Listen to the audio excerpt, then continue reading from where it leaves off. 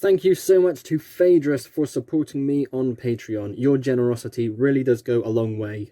If you like what I do and want to support me in a more personal way, then consider joining Patreon today. You will have special perks, including having your name at the beginning of each video. You will get special updates in regards to the Triton LEGO Railway in terms of personal updates, events, and anything else related to the railway before anybody else. Access to LEGO digital designer files of the very locomotives, rolling stock, and other structures I have made on my railway. And so much more. Link to the Patreon page is at the top of the description. Consider joining today. You didn't think this would be gone forever, did you? Ladies and gentlemen, welcome to the showcase video of the newly revived Emerald Champion. This is version 20.0. 20. And a return to Steampunk. Wow. So I spent 4 days putting this together, and about 2.5 of those days was spent on the boiler, deciding what colours I wanted to use, what design elements I wanted to go ahead with, and ultimately this is the end product, and I am very happy with how this looks. It has been a very long time since I've done anything with these giants. When it comes to building them, recording videos with them, action videos, doesn't matter. It has been very different for me to go from building the 7-wide real locomotives into building an 8-wide multiplex giant, especially one that's in steampunk, which means all of these extra details along the boiler need to be added.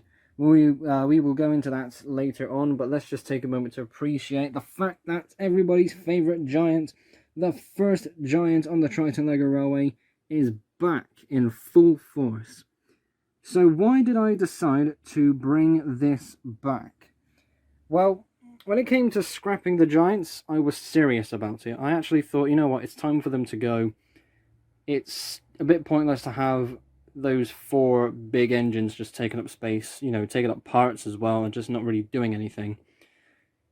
But soon after scrapping them, about a week or so, which is, you know, fairly soon, I thought to myself, maybe it would be worth, you know, actually giving this another go. I've built 7-wide engines for a good long while now. Well, since the beginning of this year to be exact. But a return to the giants would be good, like a return to my roots.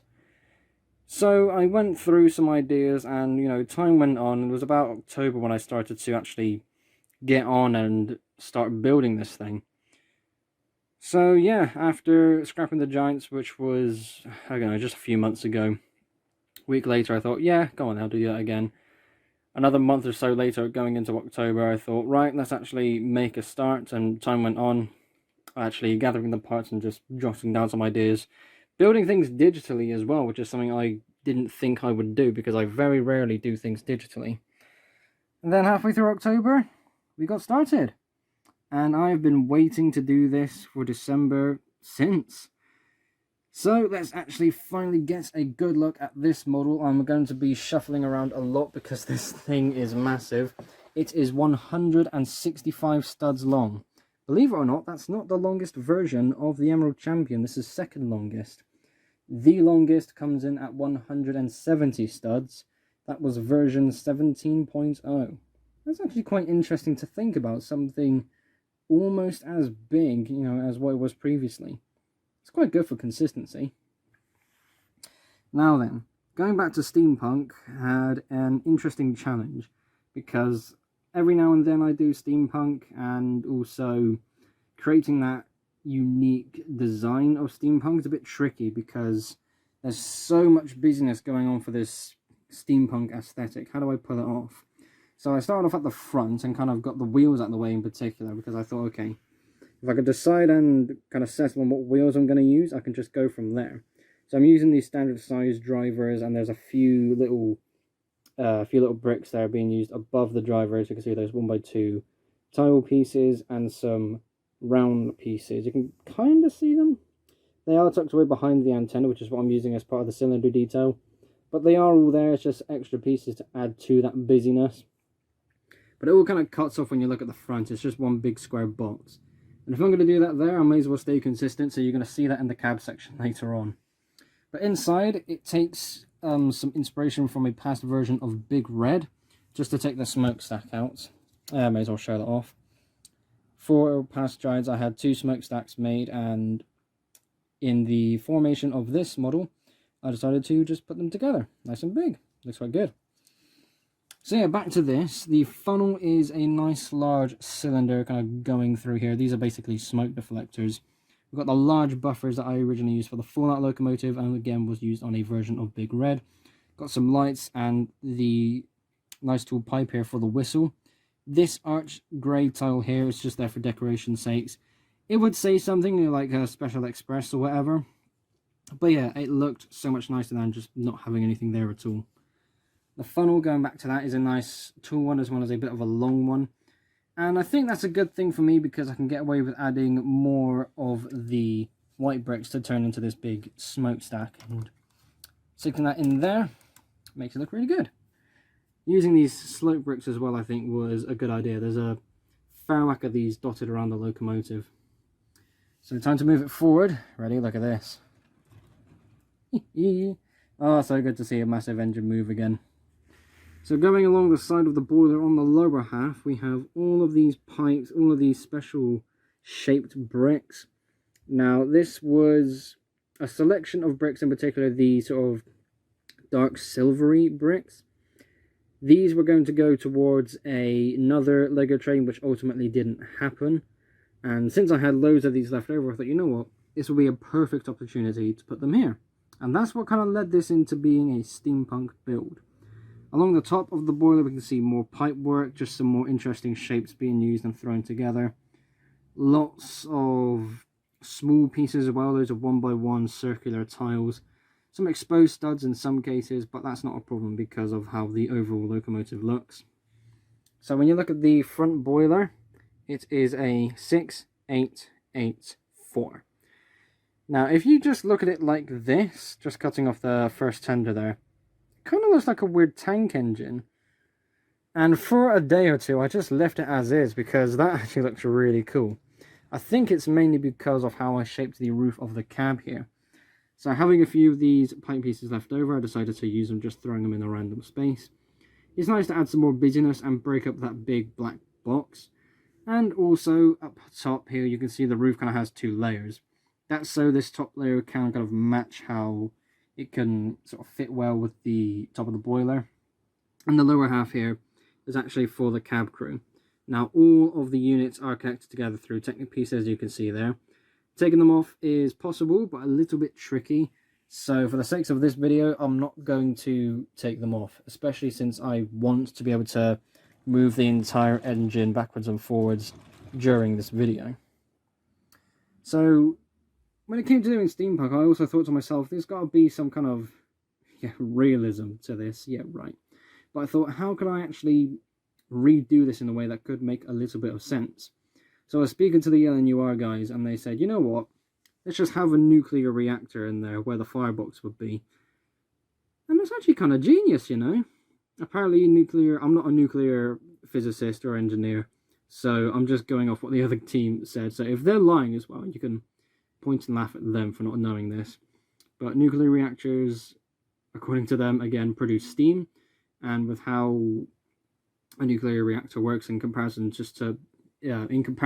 throwing coal and water together, it'd be quite good to have something like really tiny like in there, up to where the window kind of ends and where the boiler begins. Yeah, I suppose that's a really good idea. Actually not something I thought about in the past, especially when it came to the Giants, because it makes sense. You've got something this massive, how the hell are you going to power it? Now we're going into the first tender, and we also have the same drive configurations. One thing you may have noticed is that the cylinders are on the exterior of the models. So if you look to the middle, there's no cylinder details at all. And I think that was a nice idea that I used on version 17.0 of this model. Yeah, and I think it looks quite nice. That's just a personal preference. And also, you will notice there's no smokestack, or funnel I should say, on the first tender, because this kind of in a way acts as a second boiler. But with the idea of a nuclear reactor powering this thing, I thought, well, in a way you don't need to, because there would be sort of pipes and other mechanisms flowing between the wheels all underneath here that would power all excess steam into these cylinders. So it's not really necessary for a secondary funnel because we have everything coming out of the front here. So what about this cab then? If that's the cab with all the controls, this I turned into a sort of mobile home. Inside there is a table and a chair, but I didn't really add too much more when it comes to the internals of these cabs. The roofs aren't removable either, so I can't really show you. But I like the idea of the cab crew being able to have somewhere to sit when it's not their shift. Think to the LNER corridor tenders where they could go from the cab of the engine to the coaches. So yeah, that was a pretty good idea.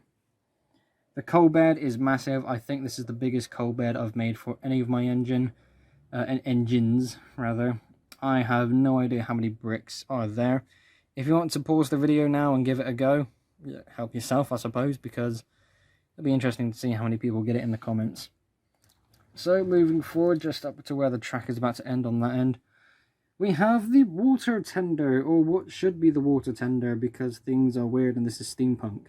So following the idea that there are pipes and other mechanisms connecting all the wheels together instead of it just being a simple Technic bar, water would be stored here, or whatever the coolant would be if I am actually using a nuclear reactor.